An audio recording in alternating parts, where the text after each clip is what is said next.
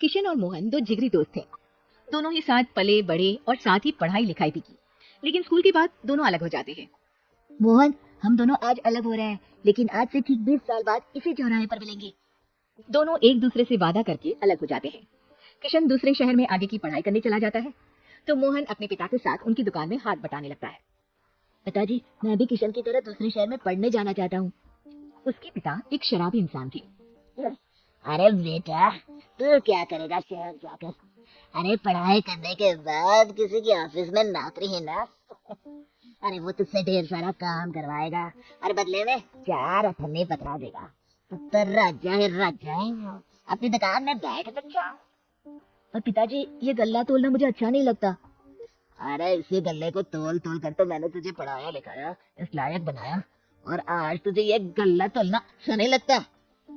ये बोलकर वो मोहन को एक जोर का थप्पड़ लगा देते हैं। मोहन को थप्पड़ से गुस्सा आ जाता है और वो घर छोड़कर चला जाता है। 1-2 दिन भूखा रहने के बाद मोहन को पिता की बात याद आती है।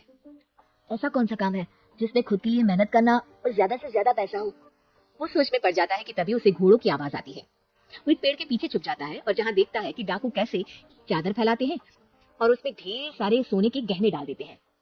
डाकुओं का सरदार बोलता है, चलो, एक दिन मेहनत की, अब बाकी के महीने राजा बनकर गुजारेंगे। सारे जोर जोर से हंसकर वहां से निकल जाते हैं। अरे वाह, ये तो सच में बड़ा ही अच्छा बिजनेस है। फिर क्या था, मोहन ने छोटी मोटी चोरी का काम शुरू कर दिया। कभी किसी की चेन खींच लेता, तो कभी किसी की पॉकेट मार लेता। उसे इस काम में मजा आने लगा।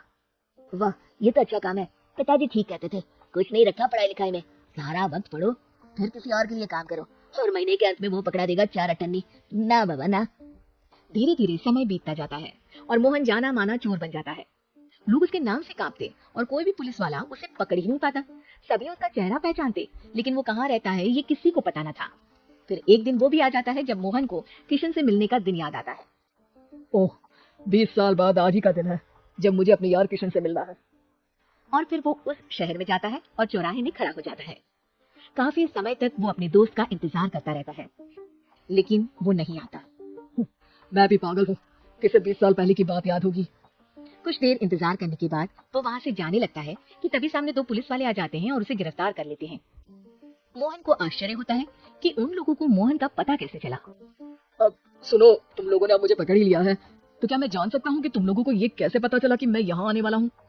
उसमें से एक पुलिस वाला मोहन को एक लेटर देता है। मोहन लेटर खोलता है जिसमें लिखा होता है, मेरे जिगरी दोस्त मोहन, मैं जानता था आज दुनिया यहाँ के वहाँ क्यों ना हो जाए, तुम यहाँ मुझसे मिलने जरूर आओगे। आज मन था कि मैं तुम्हें गले लगा लूं, लेकिन फर्ज की दीवार सामने आ गई। 20 साल बाद तुम एक मुजरिम के रूप में मेरे सामने खड़े थे। माफ करना दोस्त, देश के प्रति मेरा फर्ज मेरी दोस्ती के आगे छोटा पड़ गया। मोहन की आंखों में अब आंसू थे।